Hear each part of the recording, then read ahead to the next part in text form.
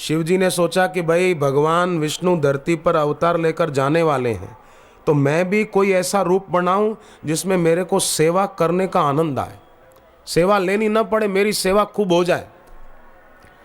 तो शिव जी ने सोचा ऐसा रूप तो वानर का ही हो सकता है, और कोई रूप नहीं हो सकता।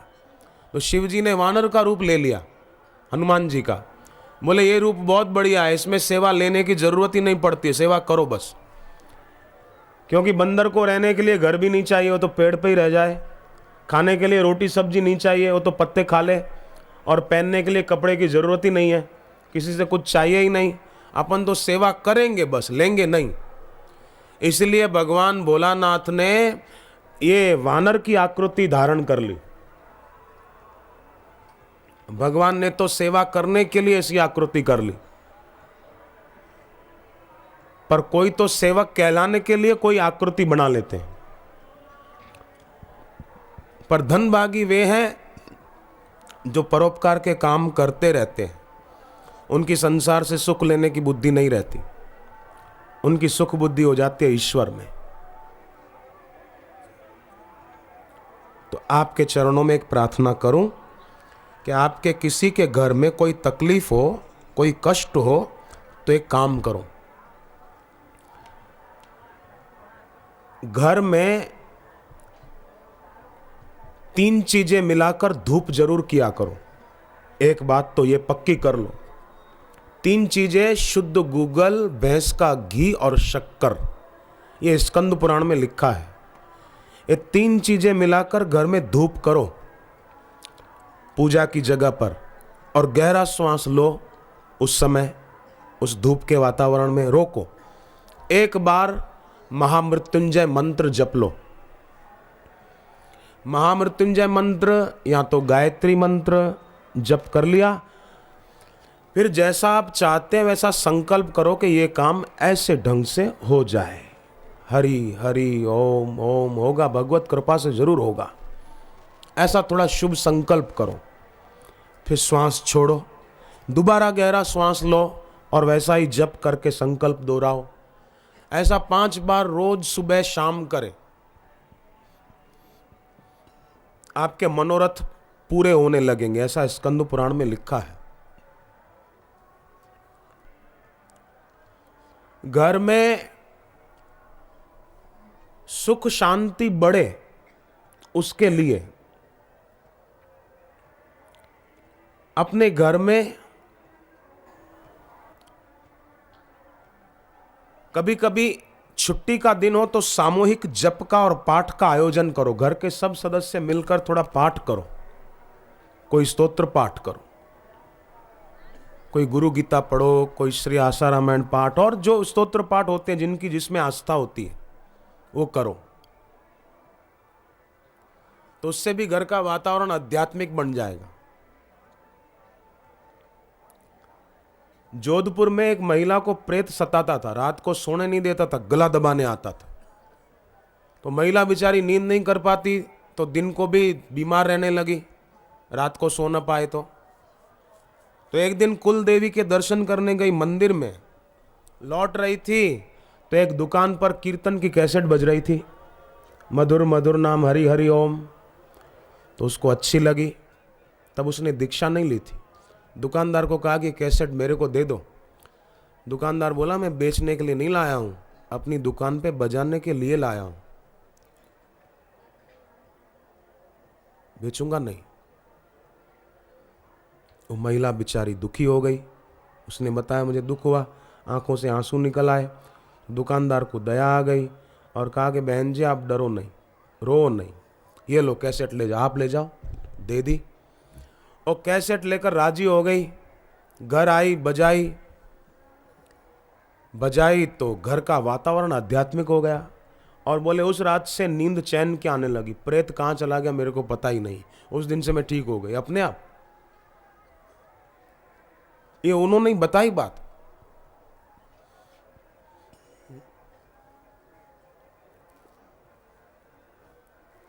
असंभव भी संभव हो जाता है। नाम जप में, भक्ति में ऐसी शक्ति है।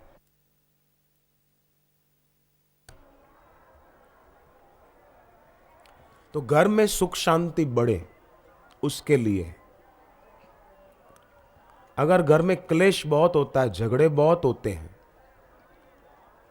तो अपने घर में क्या करें? घर के कोई मुख्य व्यक्ति या मुख्य महिला घर की एक नारियल हाथ में लेकर भगवान का नाम जप करते हुए पूरे घर में घूमे, चक्कर लगाए हर कमरे में, रसोई घर में भी। फिर वो नारियल पीपल के पेड़ के नीचे रख दे, दिया जला दे एक, और 5-7 फेरे फिर लेके हमारे घर की अशांति गई। ओम नमो नारायणाय, ओम नमो नारायणाय, ओम नमो नारायणाय, ओम नमो नारायणाय, ओम नमो नारायणाय, ऐसा थोड़ा मन में बोलते हुए फेरे फिरे। शनि का कोप है, शनि का कोप है, शनि की नजर है, इसलिए ऐसी तकलीफ आ रही है। डरो नहीं। शनिवार का कुछ लगता है अगर किसी को, तो लाल धागे में रुद्राक्ष का मोती डाल के गले में पहनो, शनि देवता राजी राजी हो जाए। हर शनिवार को शरीर पर तेल मालिश करके फिर स्नान करो, भविष्य पुराण में लिखा है ऐसा, तो शनि का कोप शांत हो जाता है। ये सरल सरल उपाय है, कोई खर्चा इसमें नहीं है। पर लोग बेचारे जो डरे हुए होते हैं ना, मानसिकता दबी हुई होती है ना, तो डरते रहते, हर जगह कांपते रहते हैं बस। इसलिए अपनी मानसिकता दबी हुई मत रखो। स्वामी विवेकानंद एक कहानी सुनाया करते थे कि एक महात्मा बैठे थे अपनी कुटीर में, शाम का समय था, तो अपने शिष्य को कहा कि अरे संध्या आने वाली है, संध्या जल्दी कर, संध्या आने वाली, जल्दी कर। तू क्या कर रहा है अभी तक? ये पढ़ने का काम अभी तक बंद कर, जल्दी किताबें बंद कर। तो पीछे झाड़ियों में एक शेर छुपा था, जंगल में थी न कुटिया, शेर छुपा था। शेर ने सुना, कहानी विवेकानंद सुनाते थे समझाने के लिए। शेर ने सोचा कि संध्या कोई ऐसी ताकतवर देवी है जिनसे ये महात्मा भी डरते हैं। तो शेर झाड़ी में छुप गया कि कहीं मेरे को न देख ले संध्या। अब क्या हुआ कि नदी किनारे धोबी कपड़े धो रहा था, कपड़े धोने पूरे हो गए, थोड़ा देर ज्यादा हो गई, कपड़े ज्यादा थे, तो देखा कि एक गधा कहां चला गया। अरे कहां गया, अरे कहां गया, आवाज दी, वो दिखे ही नहीं। तो शेर जो था ना, वो झाड़ियों में थोड़ा छुपने की उसमें था, तो जरा आवाज हुई, तो धोबी ने सोचा कि यहां छुप के खड़ा है कमबख्त कहीं का।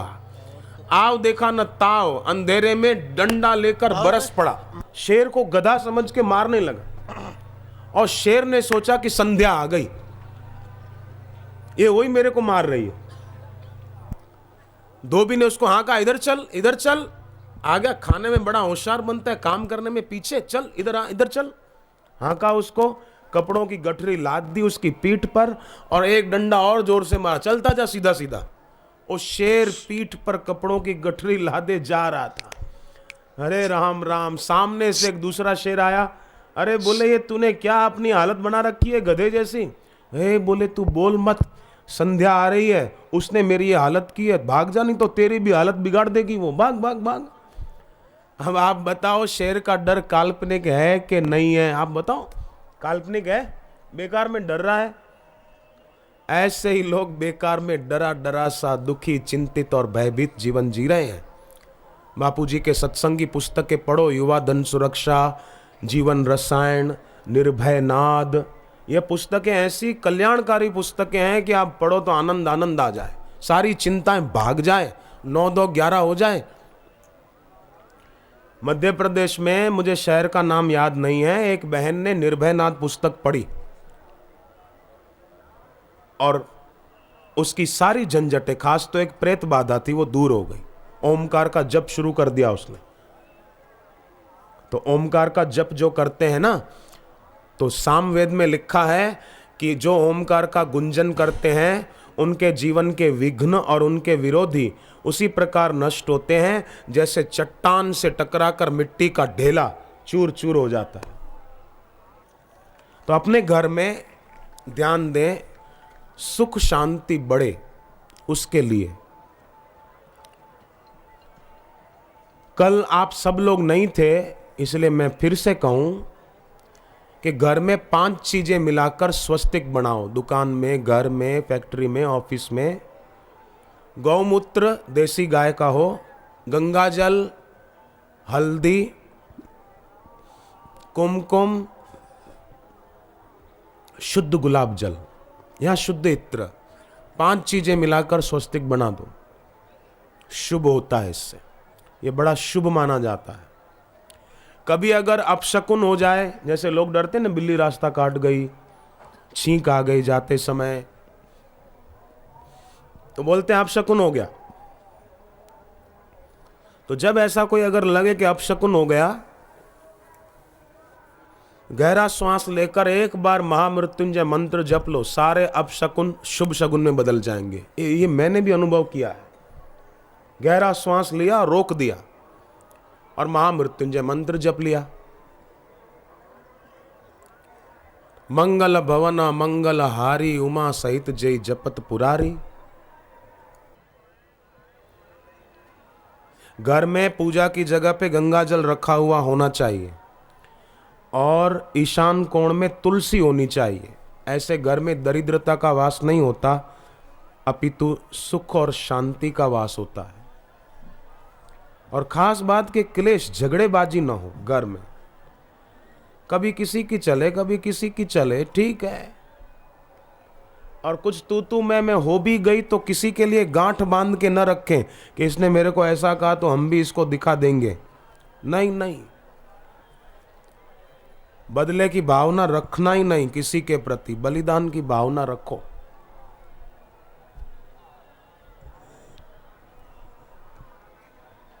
एक पति पत्नी आगरा गए थे। ताजमहल देखकर पत्नी ने कहा कि देखो, एक वो भी था पति जो अपनी पत्नी के लिए इतना बढ़िया महल बना के गया, आप मेरे लिए क्या करोगे?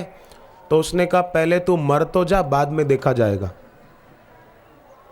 अब पत्नी को गुस्सा आया, बोले मैं भी बदला लूंगी, इन्होंने मेरे लिए ऐसा क्यों बोला। थोड़े दिन बीते तो वो गोवा गए।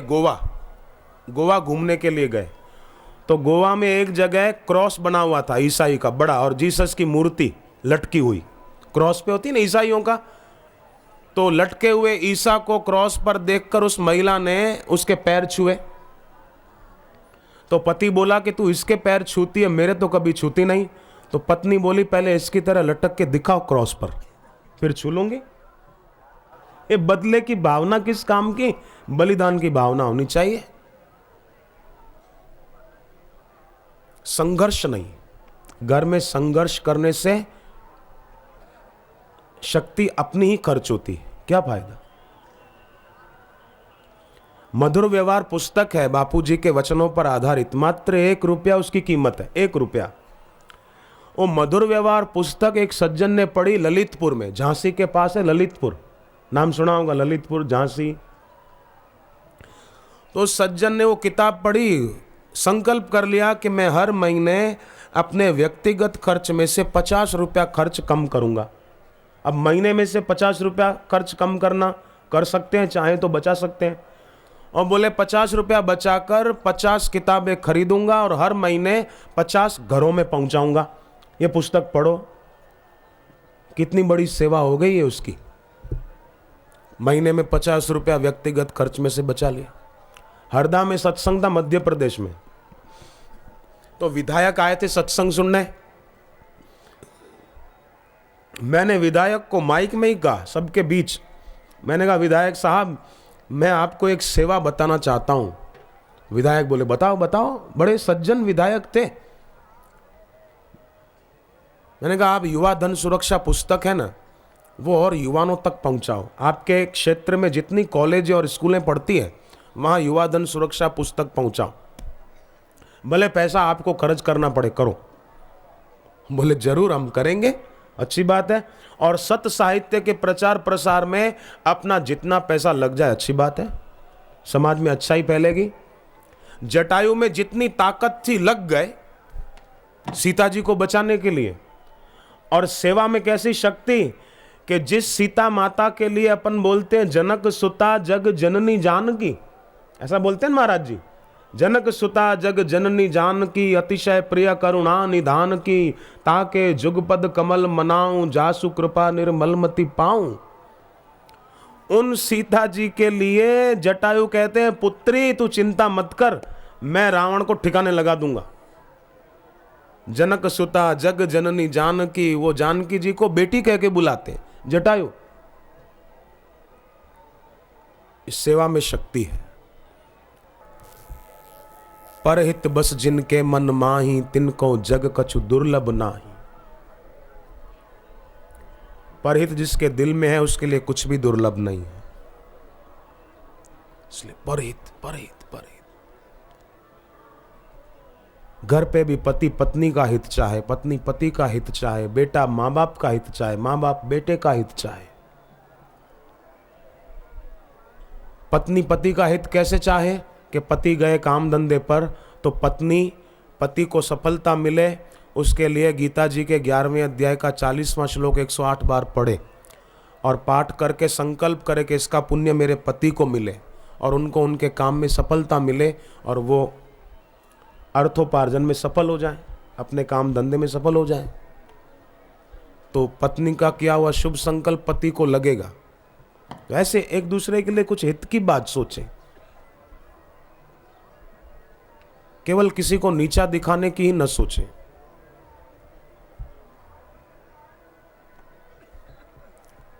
महाभारत में प्रसंग आता है कि शांतनु गए घूमने के लिए,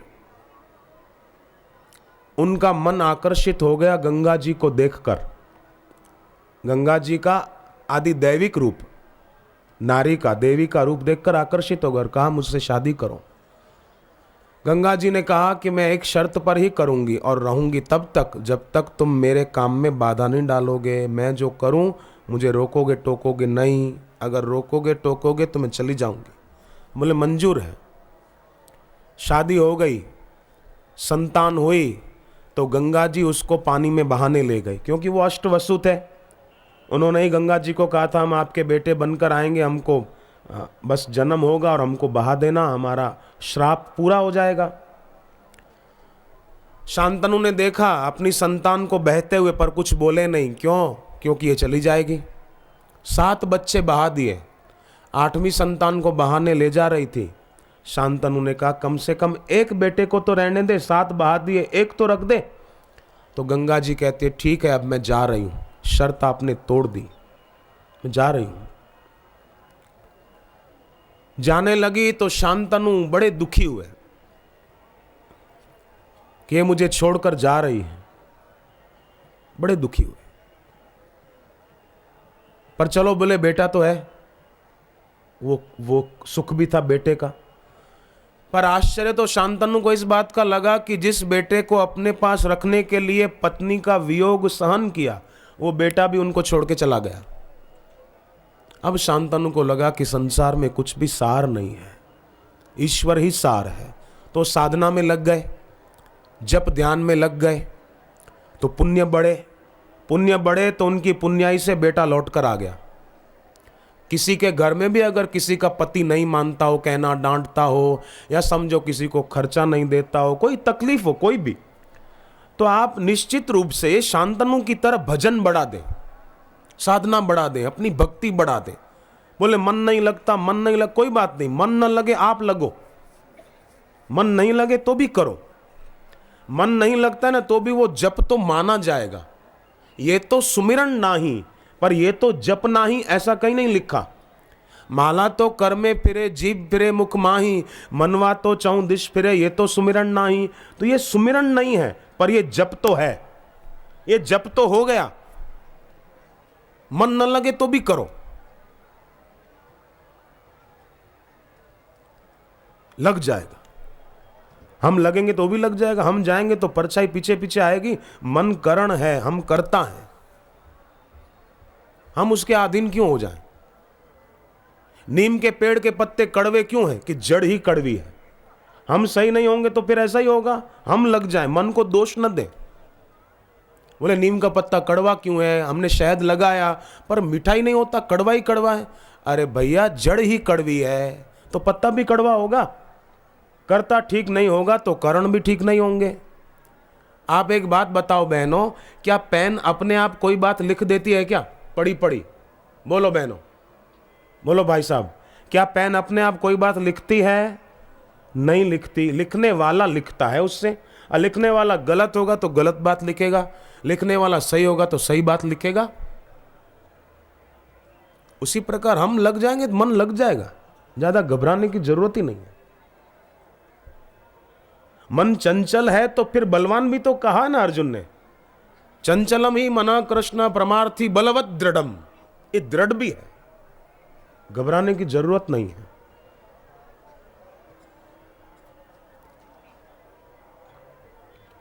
तो शांतनु भजन में लग गए तो पुण्य बढ़ा, साधना में जप में लगे तो पुण्य बढ़ा, पुण्य बढ़ा तो बेटा लौट के आ गया।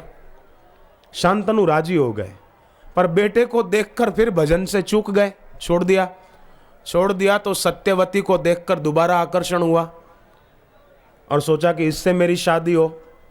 पर सत्यवती के पिताजी ने कहा कि शादी एक शर्त पे होगी, सत्यवती जिसको जन्म देगी वही राजा बनेगा भविष्य में। शांतनु ने कहा यह तो नहीं हो सकता, मेरा पहला बेटा है देवव्रत, गंगा पुत्र। तो बोले नहीं, फिर शादी नहीं होगी। तो शांतनु उदास रहने लगे। देवव्रत बेटे को पता चला, उन्होंने सारी बात की सत्यवती के पिता से कि आप अपनी बेटी की शादी मेरे पिताजी से कर दो, और रही बात कि उनका बेटा ही राजा बनेगा तो मैं वचन देता हूं, मैं नहीं बनूंगा। तो सत्यवती के पिता ने कहा कि तुम नहीं बनोगे पर भविष्य में तुम्हारी शादी और तुम्हारा बेटा वारिसदार होने की घोषणा कर दे तो? बोले नहीं, मैं शादी नहीं करूंगा, मैं आजीवन ब्रह्मचर्य व्रत का पालन करूंगा। प्रतिज्ञा कर ली, वही भीष्म पितामह, प्रतिज्ञा कर ली, उस पर डटे रहे। शांतनु की हो गई शादी तो वो हो गए राजी कि मेरी शादी हो गई, वाह वाह वाह वाह, अब मैं सुखी हो जाऊंगा। शादी हुई, 2 बेटे हुए, विचित्रवीर्य और चित्रांगद, 2 बेटे हो गए। शांतनु ने सोचा एक बेटा इतना अच्छा था देवव्रत, तो 2 और हो गए, अब तो मैं सुखी सुखी हो गया। पर शांतनु सुखी नहीं हो पाए। क्या हुआ कि उनका शरीर छूट गया, मृत्यु हो गई। विचित्रवीर्य भोगी थे तो अति भोग के कारण उनको क्षय रोग हो गया, जिसको आजकल हम लोग टीबी बोलते हैं, क्षय रोग हो गया और वो भी मर गए। चित्रांगद महत्वाकांक्षी था, अभिमानी था, तो वो भी लड़ाई झगड़े में गंधर्वों से भिड़ा, वो मारा गया। अब शांतनु को क्या मिला? खुद भी मर गए, 2 बेटे भी मर गए, अब भीष्म बचे। कथा तो फिर आगे चलती है, परंतु इससे ये प्रेरणा मिलती है कि व्यक्ति को चाहिए कि केवल जैसे वो सिगरेट का धुआं भीतर ले जाता है ना, तो हम बोलते हैं ना समझ है, ऐसे ही दुनिया के वस्तु व्यक्ति के राग रूपी धुएं को भीतर न ले जाए। भगवत प्रीति को, गुरु चरणों की प्रीति को पक्का करे, उसी से वो सुख पाएगा और किसी साधन से नहीं पाएगा। कैसे पाएगा?